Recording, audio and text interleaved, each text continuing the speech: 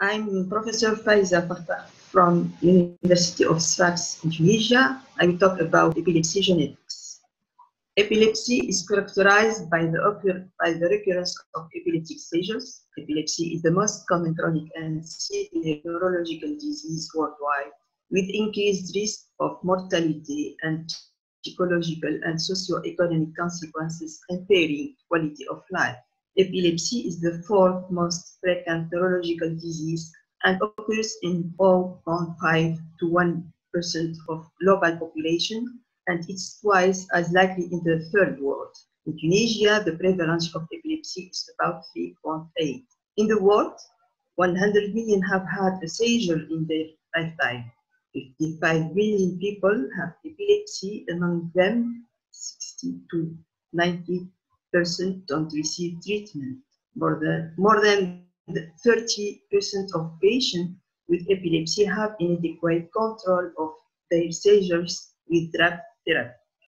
According to International League Against Epilepsy classifications, epilepsy are classified as focal, generalized, combined generalized, and focal, and unknown epilepsy. There are several and well-recognized electroclinical syndromes which are distributed according to age. In 1955, the majority of epilepsies were characterized as idiopathic. Recently, epilepsy of unknown causes comprises a much smaller proportion. The reclassification of many epilepsies considered idiopathic as having genetic cause. With advanced technologies, the epilepsy of genetic cause are better identified and characterized, and knowing genetic etiology can optimize classification and has important treatment implications for the patient. The concept of genetic epilepsy is that the epilepsy is the direct result of known or presumed genetic defects in which seizures are the core symptom of the disorder. The genetic defect may arise at the chromosomal or molecular level. In fact, in chromosomal abnormality, there are many examples such as Angelman and Prader-Willi syndrome.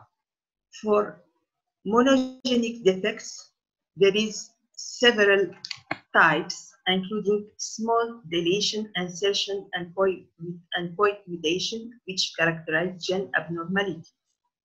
Here we have figures illustrating ranges of sizes for variants related to epilepsy from single base pair to chromosomes. Molecular genetic technology advances has led to identification of the causative gene mutation in a large number of epilepsy genes. In fact, since 2010, advances of new technology has allowed to identify a very high number of epilepsy genes, and now number of identified genes is growing. These advanced technologies, including next generation sequencing, such as gene panels, exomes, and genome. Here we have an example of diagnostic algorithm for genetic epilepsies using several techniques, including next generation sequencing. We will talk about gene abnormalities and, in particular, inheritance models of epilepsy, including polygenic and monogenic inheritance.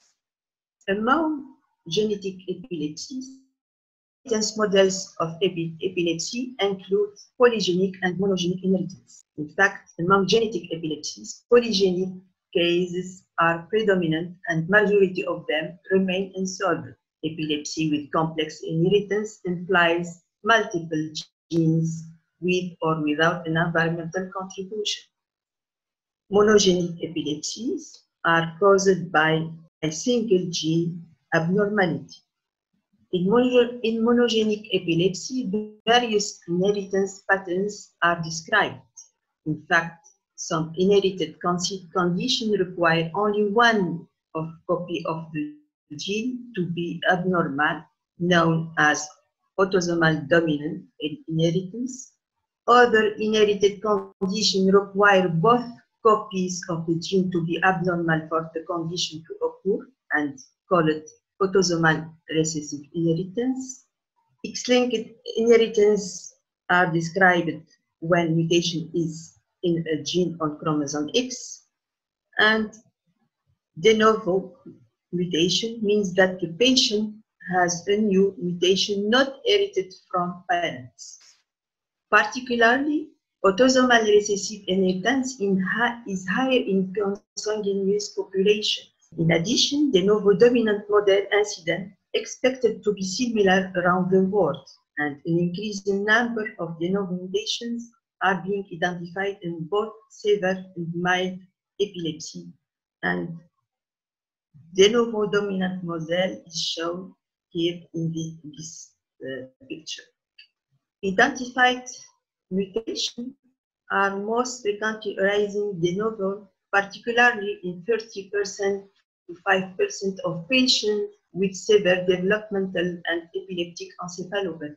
As example, description of de novo mutation was done in the gene encoding STXBP1 gene, which causes early infantile epileptic encephalopathy. Here, several de novo mutations in this gene.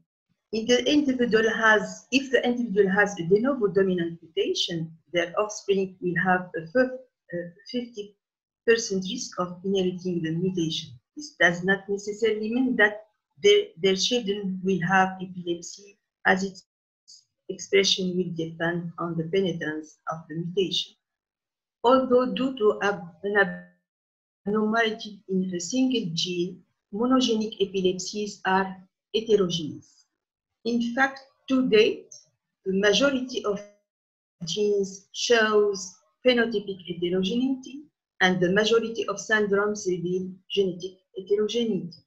The majority of syndromes, epileptic syndromes, reveal genetic heterogeneity.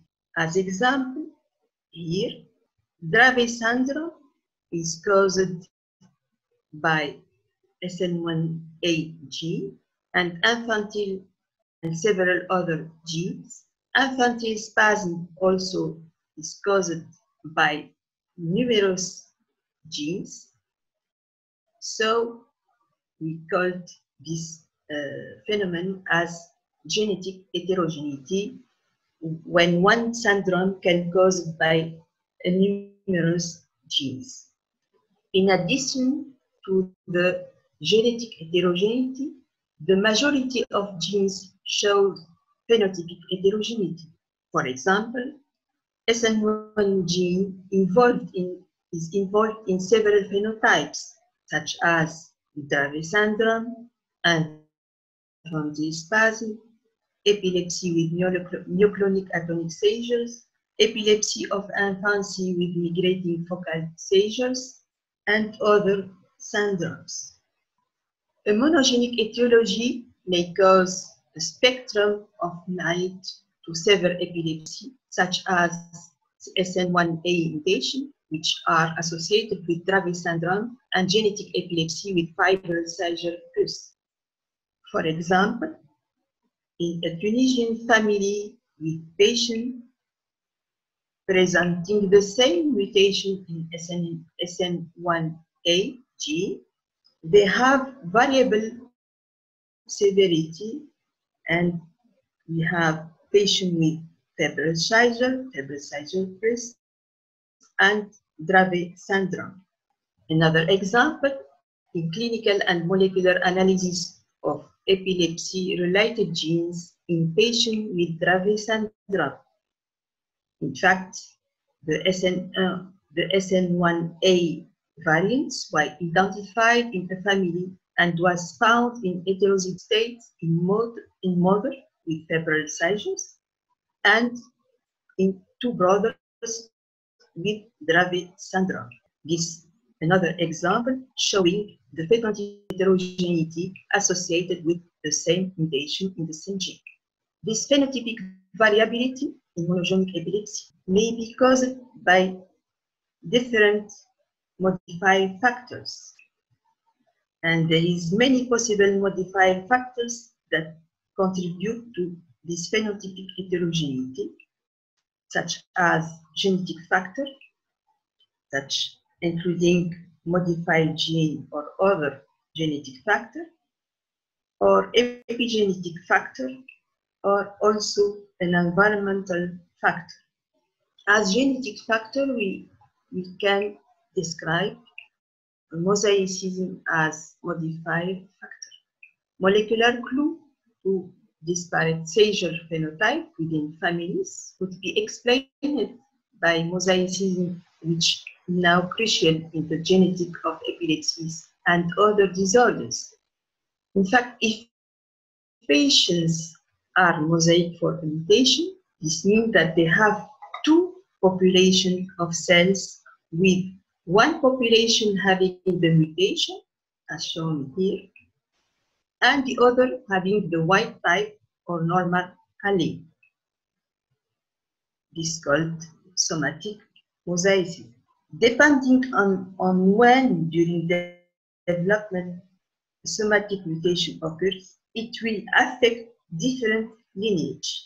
So mosaicism may affect the severity of epilepsy and depend on mosaicism rates. Lower mosaicism rates resulting in a milder severity of epilepsy, as shown is in SN1A studies. In study describing mosaicism of de novo pathogenic SN1A variant in epilepsy, they demonstrated that this mosaicism is frequent phenomenon that correlates with variable phenotypes. In fact, mosaicism in this study was present for 7.5% of de novo pathogenic SN1A variant in symptomatic patients. Post-zygotic mutation is a common phenomenon in SN1A-related epilepsies. Patients with mosaicism have an average milder phenotypic modifier of SN1A-related diseases. The advanced genetic studies, which contribute to identify a very large number of genes causing epilepsies, contributed then to better understand disease mechanism. In fact, gene identified in epilepsies has implicated a broad range of disease mechanisms, including canalopathy, axon myelinization defects, synaptic dysfunction, transport defect, transcriptional dysregulation, impaired DNA repair, and chromatin remodeling, and metabolic defects. Here, a figure that illustrates this phenomenon. This is indicating disease mechanism in epileptic encephalopathy, for example. In addition, genetic mutation identification have an important implication for treatment, and especially for precision medicine. Here, an example of precision medicine for genetic epilepsies. If the SN1 mutation is identified in patients with Dravet syndrome, for example, it's important to avoid sodium channel blockers. For example, if mutation is identified in KCNT1G in patients with migrating partial epilepsy of infancy, this could lead to using treatment of potassium channel openers, such as quinidine, etc. So this advanced genetics, so this precision medicine will be evolved with advanced genetic research for future treatment approach. In fact, this precision medicine will be also evolved with advanced genetic research contributing to future treatment approaches. This advanced genetic research permit to create cell and animal models for drug screening and mechanism of disease. In fact, stem cell technology is enabling understanding of the effect of mutation in neuron and is providing a cell-specific means for testing new drugs compounds. Another model, the animal model, provide also means to develop new therapeutic approaches. In addition to these advanced genetic approaches, it's important to develop bioinformatic and functional pipelines to interpret findings of genetic results from next generation sequencing, and it's essential to test the pathogenicity of variant identified.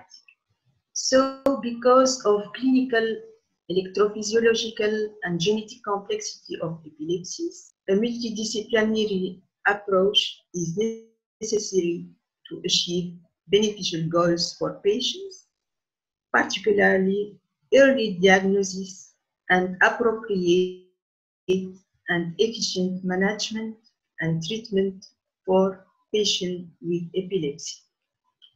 Thank you for your attention.